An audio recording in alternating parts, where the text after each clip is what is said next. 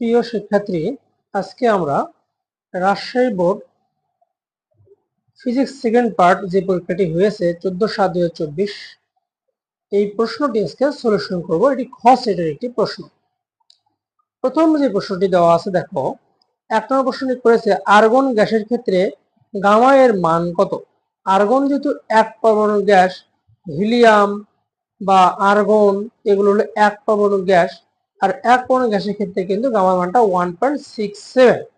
মনে রাখবা 2 পরমাণু গ্যাসের ক্ষেত্রে 1.40 আর 3 বা বহু পরমাণুর ক্ষেত্রে কিন্তু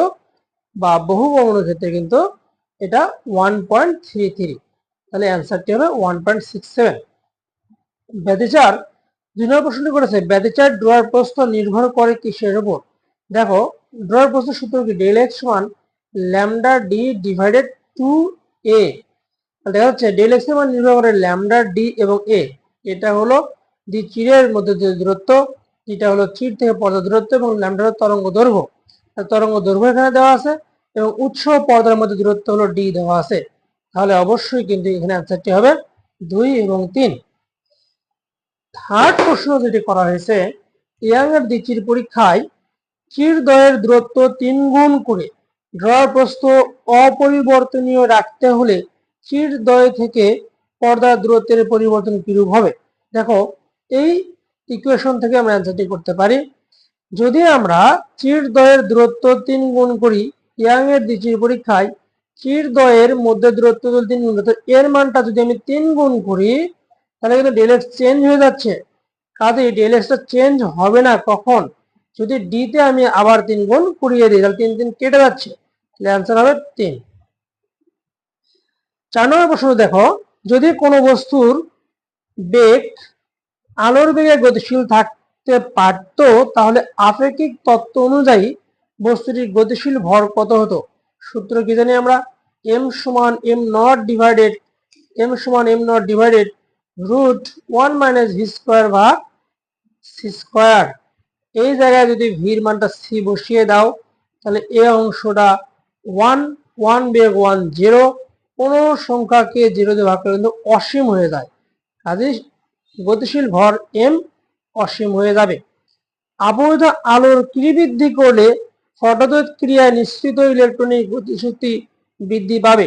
তুমি খেয়াল করে দেখো, একটা ধাতব পাতের উপর যখন এসে ফোটন আবৈধ হয়, এই ফোটনের শক্তি হলো ই সমান এইচ এফ। তাহলে এফ এই কম্পাঙ্ক যদি বেড়ে যায় তাহলে আবৈধ ফোটনের শক্তি বেড়ে যায়, আর তখন এখান থেকে যে ইলেকট্রনটি নিঃসৃত হবে তার গতিশক্তি বৃদ্ধি পাবে। তাহলে অবশ্যই অ্যান্সারটি হবে কম্পাঙ্ক। এবার আমরা যাই 6 নম্বর প্রশ্নে। বলা হয়েছে হাইড্রোজেন পরমাণুর বেগ বনাম ব্যাসার্ধের লেখচিত্র নিচের কোনটি হবে। খেয়াল করো, হাইড্রোজেন পরমাণুর বেগ বনাম ব্যাসার্ধ যদি ইকুয়েশন তুমি দেখো, তাহলে ইকুয়েশনটা ভি সমান e divided root 4 pi epsilon nought r n. অর্থাৎ দেখা যাচ্ছে যে ব্যাসার্ধের সাথে বেগের সম্পর্ক কিন্তু বর্গমূলের ব্যস্তানুপাতিক। অর্থাৎ ব্যাসার্ধ যদি বাড়ানো হয় ভির মানটা কমবে। আমি যদি এই ক্ষেত্রে খেয়াল করে দেখি, আর এর মানের সাথে ভির মানটা বেড়ে যাচ্ছে, আর এর মানের সাথে ভির মানটা বেড়ে যাচ্ছে, এটাও কিন্তু আর এর মানের সাথে ভির মানটা বেড়ে যাচ্ছে। শুধুমাত্র আর এর মানের সাথে ভির মানটা কমে যাচ্ছে কিন্তু গ নম্বরে। অতএব এইটা হবে অ্যান্সার। নিচের কোনটি তেজস্ক্রিয় মৌল। এটা তুমি মুখস্থ করে বলতে পারবা, আবার মুখস্থ না করে অ্যান্সারটি হবে ক কার্বন। কারণ দেখো, খেয়াল করো, কার্বনের প্রোটন 6 আর নিউট্রন হলো 8, তাহলে 6 8 এখানে যদি তুমি দেখো 4 5, এখানে যদি তুমি দেখো 19 20 20 20। অর্থাৎ তেজস্ক্রিয় মৌল সেগুলোই হয় যেসব ক্ষেত্রে ইলেকট্রন এবং প্রোটনের মধ্যে সাম্যাবস্থা বজায় থাকে না। এখানে একটি 6 একটি 8, এটাই কিন্তু সবচেয়ে বেশি অসামঞ্জস্য অবস্থায় রয়েছে, অর্থাৎ এরা কিন্তু আনব্যালেন্সড অবস্থায় থাকবে। অর্থাৎ এটাই কিন্তু তেজস্ক্রিয় মৌল। কোন তেজস্ক্রিয় মৌলের অর্ধায়ুটি হলে 60, মানে 6টা অর্ধায়ুর সময় পরে অক্ষত পরমাণুর সংখ্যা হবে প্রারম্ভিক পরমাণুর সংখ্যার কত গুণ, এই প্রশ্নটি করেছে। এটা খেয়াল করে দেখো, এটা কিন্তু শর্টকাটে তুমি বলতে পারো যে হাফ টু দি পাওয়ার হলো এন। তাহলে এখানে হাফ টু দি পাওয়ার তুমি যে এন করো কয়টি অর্ধ বলে 60 অর্ধ, তাহলে 1 ভাগ 2 টু দি পাওয়ার 6 তুমি ইচ্ছে করলে ক্যালকুলেটরে করে নিতে পারো। আর যদি তুমি মুখস্থ অ্যান্সার করতে পারো তাহলে ভালো, 64। তার মানে 64 ভাগের 1 ভাগ কিন্তু অবশিষ্ট থাকবে, অ্যান্সারটা অবশ্যই 8 নম্বরটি হবে। 9 নম্বরে আমরা আসি জাংশন ডায়োড। এখানে কিন্তু জাংশন ডায়োড বলতে আসলে ডায়োড যেটা আমরা বুঝি সেটাই পিএন জাংশন ডায়োড বলা হচ্ছে। এটা কি হিসেবে ব্যবহৃত হয়? রেকটিফায়ার হিসেবে কিন্তু আমরা ব্যবহার করতে পারি পিএন জাংশন ডায়োডকে। পূর্ণ তরঙ্গ একমুখী কারক আউটপুটের কম্পাঙ্ক এসি ইনপুটের কত গুণ? এটা কি ধরনের প্রশ্ন আছে দেখো, আমরা যখন একমুখী কারক করি তখন কিন্তু এইরকম ইনপুটে কিন্তু এরকম ওয়েভ থাকে, আর আউটপুটে এসে কিন্তু কেমন হয়ে যায়? আউটপুটে এসে কিন্তু একমুখী কারক হয়ে যায়, একমুখী কারক হয়ে যায়। তার মানে দেখা যাচ্ছে কি দেখো, একটা ওয়েভ যেখানে স্টার্ট করলো সেই অবস্থায় আসতে তার যে সময় লাগে তাকে আমরা পর্যায়কাল বলি। আর এই পর্যায়কাল দেখো অর্থাৎ এই সময়ের মধ্যে সে একটি কম্পাঙ্ক সম্পন্ন করেছে, এখন কিন্তু সে ওই সময়ের মধ্যে দুটি কম্পাঙ্ক সম্পন্ন করেছে, তাহলে অবশ্যই কম্পাঙ্ক কিন্তু দ্বিগুণ হয়ে গেছে। এইভাবে তুমি বোঝা যেতে পারে, কারণ এবার কিন্তু দেখো একই দশায় পৌঁছচ্ছে কিন্তু সে একই সময়ে দুইবার, এই জন্য কম্পাঙ্ক হয়ে গেছে 2। সমন্বিত বর্তনীর ক্ষেত্রে নিচের কোনটি সঠিক? সমন্বিত বর্তনীর মানে আইসি, ইংলিশে বলে আইসি ইন্টিগ্রেটেড সার্কিট। এই ইন্টিগ্রেটেড সার্কিটের কিন্তু তুমি যদি একটি পার্টও নষ্ট হয়ে যায় পুরো যন্ত্রটি কিন্তু নষ্ট হয়ে যাবে। আর এখানে 3 নম্বর প্রশ্নে বলেছে কোনো যন্ত্রাংশ নষ্ট হলে সমস্ত চিপটি অকেজ হয় না, কিন্তু অকেজ হয়। তার মানে 3 নম্বর অ্যান্সারটি সঠিক যদি না হয় তাহলে অবশ্যই 1 এবং 2 কিন্তু সঠিক, এমনি বলা যাচ্ছে এটা। এরপরে পরের পৃষ্ঠায় আমরা আসি 12 নম্বর। এটা সরাসরি মুখস্থ প্রশ্ন করেছে একটা। 12 নম্বর যে প্রশ্ন করেছে লজিক গেট থেকে, এটা কিন্তু এক্স নর গেট, আর এই বারটি না থাকলে কিন্তু এক্স অর গেট বলতাম, তাহলে অবশ্যই কিন্তু এটা এক্স নর গেট। শূন্য মাধ্যমে তড়িৎ ভেদন যোগ্যতার একক কোনটি? দেখো আমরা কিন্তু জানি এই যে ধ্রুবক C1 1/4πε0, এটার মান কিন্তু আমরা কিভাবে লিখি? 8.854 গুণন 10 to the power -12 c square tan inverse 1 m inverse 2 এইভাবে লিখে থাকি। তাহলে এপসিলন নটটাকে কিন্তু বলা হয় তড়িৎ ভেদন যোগ্যতা। তাহলে এটাকে যদি আমি ওপারে পার করে দিই তাহলে এই এককটা কিন্তু পুরাই উল্টে হয়ে যাবে, অর্থাৎ এককটা হবে, সরি এটা ভুলে গেল, এটা nm2c ইনভার্স 2 হয়, nm2c ইনভার্স 2, তাহলে হচ্ছে c square n inverse 1 n 2। কোন উষ্ণতামিতিক পদার্থের উষ্ণতামিক ধর্ম তাপমাত্রার অবশ্যই সমানুপাতিক। একটি পরিবাহী সিলিন্ডারে কিছু আবদ্ধ গ্যাসকে সমস্ত প্রক্রিয়ায় সংকুচিত করলে, এটি পরিবাহী সিলিন্ডার বলতে বোঝাচ্ছে এটা অবশ্যই তুমি সমস্ত প্রক্রিয়া রেখেছো, অর্থাৎ তাপের আদান প্রদান ঘটবে। তাহলে সমস্ত প্রক্রিয়া সংকুচিত করলে কি হবে? এখানে অভ্যন্তরীণ শক্তি বৃদ্ধি হবে না, যেহেতু তাপের আদান প্রদান ঘটবে তাপের কোনো বৃদ্ধি ঘটবে না, ফলে তাপমাত্রার হ্রাসও পাবে না, বৃদ্ধি হবে না, অভ্যন্তরীণ শক্তিরও কোনো বৃদ্ধি হবে না। সিস্টেম নিজে কাজ করে না, সিস্টেম নিজে কাজ করে না।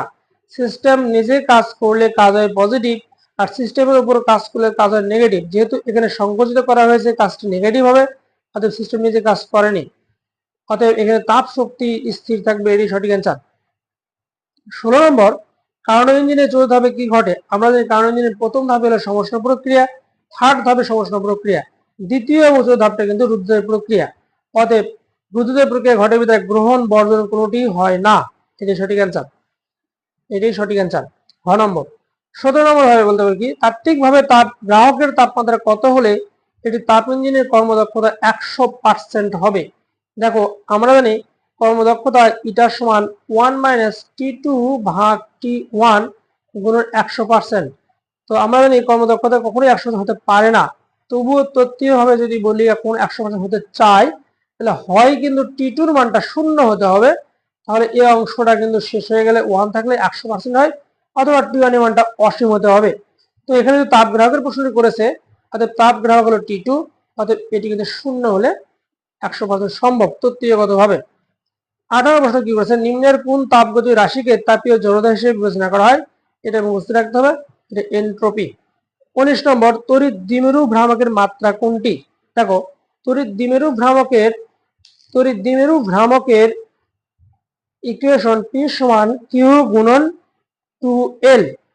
তো এ Q সমান কি বলতে পারে? Q সমান আমরা বলতে পারি IT গুণন 2L। তাহলে I এর মাত্রা হলো কারেন্টের মাত্রা I, T এর মাত্রা T, আর দৈর্ঘ্যের মাত্রা কিন্তু L। তাহলে ILT কিন্তু সঠিক অ্যান্সার। এবার আমরা আসি 20 নম্বর প্রশ্নে। 20 নম্বর প্রশ্ন দেখো কি বলেছে, কোন গোলকের পরিবাহীর আধান ও ক্ষেত্রফল 4 গুণ করা হলে চার্জের তলমাত্রিক ঘনত্ব কত হবে? চার্জের তলমাত্রিক ঘনত্ব কিন্তু আমরা জানি সিগমা সমান কিউ ভাগ হলো এ।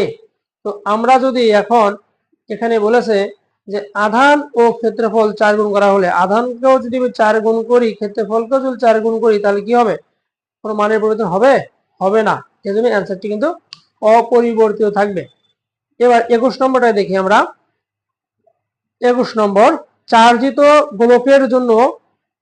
গোলকের জন্য দূরত্ব বনাম বিভবের লেখচিত্র হবে কোনটি? দেখো, একটা গোলকের অভ্যন্তরে কিন্তু এই কেন্দ্র থেকে ব্যাসার্ধ পর্যন্ত বিভবের মানে কোনো পরিবর্তন হয় না। এরপরে যদি তুমি দূরত্ব বাড়াতে থাকো, তখন কিন্তু এই বিভবের মানটা আর এর ব্যস্তানুপাতিক। কারণ এই সূত্র আমরা কি জানি, ভি সমান 1/4πε0 কিউ ভাগ হলো আর এর ব্যস্তানুপাতিক। অতএব এইটা কিন্তু সঠিক অ্যান্সার। অর্থাৎ সেন্টার থেকে ব্যাসার্ধ পর্যন্ত কোনো পরিবর্তন হবে না, তারপরে কিন্তু কমতে থাকবে। 22 নম্বর প্রশ্ন দেখো,